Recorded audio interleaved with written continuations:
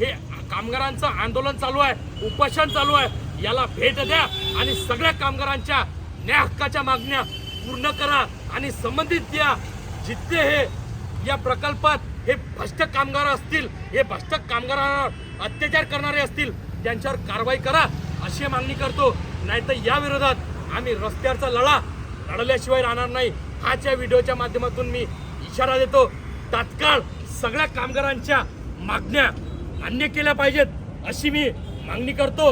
लवकरात लवकर या महाराष्ट्राचे मुख्यमंत्री असो, त्याच्यात लेबर मंत्री असो, यांनी दखल घेऊन यांच्या मागण्या मान्य केल्या पाहिजेत आणि हा प्रकार राज्यव्यापी केला पाहिजेत अशीच मी विनंती करतो. लवकरात लवकर न्याय द्या, नाही तर आम्ही सगळेजण रस्त्यावर उतरून या ठिकाणी या अधिकाऱ्यांना जबाब विचारल्याशिवाय राहणार नाही हा इशारा देतो. आणि इथल्या या संबंधित प्रकल्पग्रस्त इथल्या भ्रष्ट अधिकाऱ्यांचा मी जाहीर निषेध करतो. लाज वाटू द्या.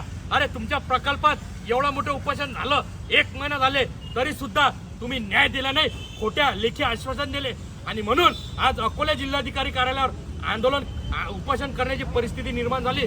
इथल्या या अधिकाऱ्यांवर गुन्हे दाखल झाले पाहिजेत आणि कामगारांना न्याय दिला पाहिजेत अशी आम्ही मागणी करतो. नाहीतर आम्ही रस्त्यावर उतरल्याशिवाय राहणार नाही हा इशारा देतो.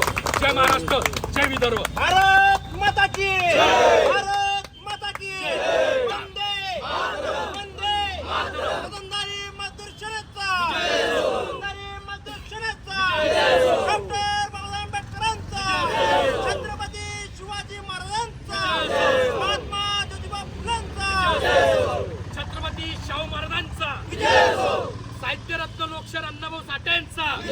कामगारांना न्याय मिळालाच पाहिजे, कामगारांना न्याय मिळालाच पाहिजे, कामगारांना न्याय मिळालाच पाहिजे. जिल्हाधिकारी होशम्याव, जिल्हाधिकारी होशम्याव, कामगारांना न्याय, कामगारांना न्याय असे कसे देत नाहीत, असे कसे देत नाहीत. कामगारांना न्याय. आजादी झूठी